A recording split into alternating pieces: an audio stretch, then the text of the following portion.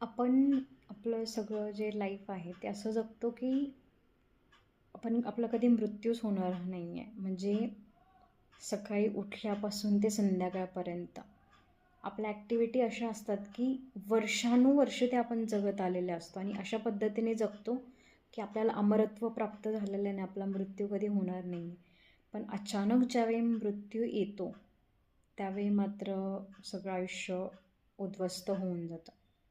So आत्तापासूनच आपण आपली मनाची तयारी केली पाहिजे की आपला मृत्यू कधी ना कधी होणारच आहे आणि आपल्याला कधी ना कधी हे जग सोडून जायचं.